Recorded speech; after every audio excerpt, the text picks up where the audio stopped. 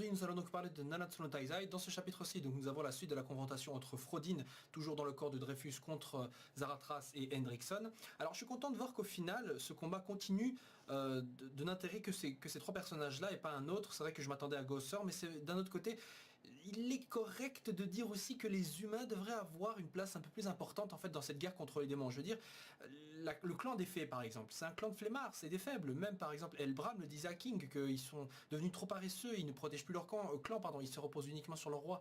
Et pour les humains, je me suis dit, les humains sont plus dangereux que les fées pour moi, et que les voir face aux démons, justement, ça me semblait impossible à un moment donné, parce que je me dis, putain, quand tu regardes déjà comment c'était la peur face à Galan, quand tu voyais par exemple Shredder, qui a presque la force d'un Taizai, presque, hein, il en est encore loin, il approche des 3000 au niveau puissance de combat, non, pas des 3000, enfin, il est entre 2000 et 3000, néanmoins, déjà, lui, il a rien pu faire contre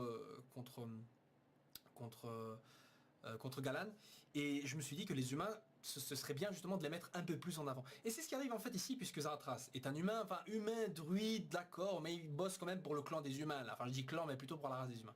Hendrickson c'est pareil, Dreyfus là c'est un pur humain comme on en voit tous les jours, et donc du coup, enfin tous les jours, donc du coup pour affronter donc Frodin, c'est vrai que Meliodas pour l'instant est un peu occupé avec les autres, et puis de toute façon Meliodas est un peu connecté à tous les commandements, donc voilà, il faut bien trouver un adversaire donc à Frodin, et en dehors de Meliodas, ceux qui correspondent le plus à cela, bah, c'est justement Dreyfus et Hendrickson, puisque ce sont justement les personnes qui ont été possédées par celui-ci et qui ont donc commencé toute l'histoire. Donc dans ce combat, Zaratras la semaine passée avait dit que si on ne pouvait pas purger donc Frodin, eh bien il fallait trouver autre chose et le tuer. Donc ici ce qu'il fait à la place donc de tuer véritablement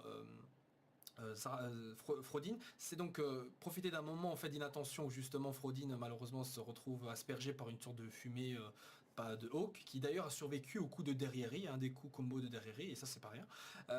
Et donc Zaratras utilise en fait toute son énergie vitale, l'énergie de sa vie, quoi, enfin toute sa force quoi, pour utiliser une purge suffisamment puissante histoire de chasser justement Frodin du corps de Dreyfus.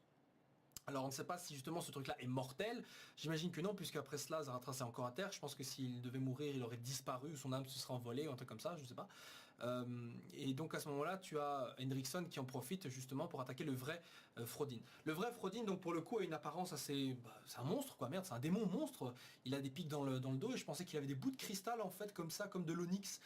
J'aurais trouvé ça plutôt pas mal, mais ici c'est pas vraiment le cas, il rejoint juste un vrai monstre qui a une bouche comme ça sur le torse, un peu à la Deidara, quasiment.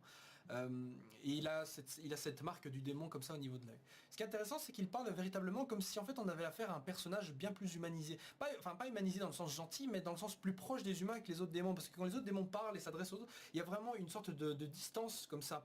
Mais avec Frodin, je ne ressens pas trop cette distance. Est-ce que c'est parce que justement il était constamment dans le corps donc de Dreyfus et qu'il a vu et vécu plus ou moins tout ce que celui-ci a vu? Parce que à ce moment-là, donc, quand il y a une discussion entre Hendrickson et Frodin, tu as justement Griamor, toujours un enfant qui traînait par là, voilà, facilité, qui est arrivé, et justement tu as à ce moment-là Frodin qui le regarde genre Griamor, tu vois, comme si justement tu avais le père qui le regardait, tu vois, et je me suis dit, est-ce que ce serait possible que Frodin se soit attaché à Griamor à travers justement les yeux de...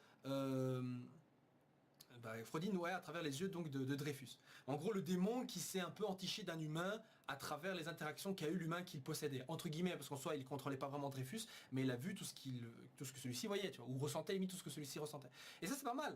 Maintenant, bon, je le vois mal non plus féroce, s'il vous plaît, arrêtez, j'arrête. Non, bien entendu que non, il va pas faire ça. Il va pas du tout faire ça.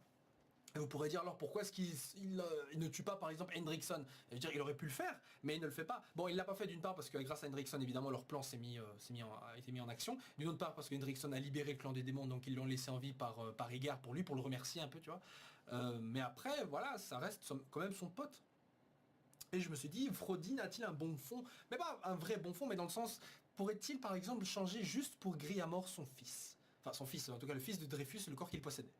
Peut-être, peut-être pas. Parce que franchement, la manière dont Frodin a réagi à Griamor, je trouvais ça assez étrange. Il n'a pas réagi genre, oh, putain toi, mais genre, Griamor, tu vois, un truc comme ça. C'est pas le genre de réaction que je m'attendais de la part de Frodin, et c'est assez agréable de voir ça, puisque je pense que ça nous réserve encore des surprises.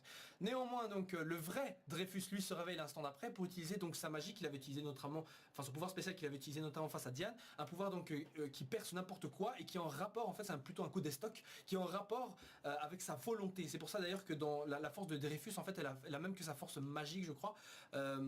ou sa force physique, je sais plus. Mais en tout cas, elle est élevée, la force de Dreyfus au niveau de l'esprit est élevée tout simplement parce qu'elle est entre corrélation avec la puissance de sa magie. Si sa volonté est faible, sa magie de la même manière diminue. Mais là, comme Dreyfus est enfin libre, dépossédé de Frodin et qu'il est motivé à le tuer, c'est normal que sa magie soit extrêmement puissante et transperce même Frodin qui est un démon dont la puissance de combat approche des 30 000 justement, alors que celle de Dreyfus est de 3 000 et plus, tu vois. Bref. Donc Hendrickson et Dreyfus tous les deux, alors Zaratras, qu'en est-il de lui? Bah, comme j'ai dit, il est à terre, il répond pas vraiment, il est toujours à terre. Bon, ils ont été rejoints par Hawk. Est-ce que Hawk va vraiment faire la différence dans ce combat? Peut-être, il a une puissance de combat de 300, je crois, si je me souviens bien, plus l'absorption d'un bout de démon, il doit peut-être monter à 500, voire plus. Franchement, je sais pas. Maintenant, c'est pas vraiment la force de Hawk qui est vraiment dangereuse, c'est plutôt les capacités qu'il peut en tirer. Imaginez qu'il mange un bout de Frodin, un bout du corps d'un des 10 commandements. Imaginez que Hawk mange un bout du roi des démons. Ça peut aller très loin comme ça. Néanmoins, donc, le combat continue, donc je suis content qu'il ne se termine pas comme ça, parce que je rappelle que Frodin est quand même celui qui est à l'origine un peu de l'histoire de Nanatsu no Taizai. Bon, c'est vrai qu'à la base, il y a les déesses et les démons, mais le manga tel qu'on le connaît, qui a démarré l'intrigue, c'est surtout Frodin qui a possédé, c'est Frodin qui a tué donc Lise, qui a entraîné la colère de Meliodas, qui a ensuite détruit Danafor, qui a ensuite été considéré comme un criminel, recueilli par Zaratras et le roi Bartra, et ensuite qui est devenu à monter donc le groupe des Seven Deadly Sins, puis ensuite a recruté Merlin, puis Gosser, puis Escanor, enfin plutôt Merlin, Escanor, Gosser, puis Diane, Kingban, etc. Voilà, donc les choses se produisent comme ça. Et même la première intrigue de l'histoire, qui commence l'histoire et qui a entraîné la rencontre d'Elisabeth avec Meliodas, c'est à cause d'Hendrickson et Dreyfus, eux-mêmes possédés en partie par Frodin.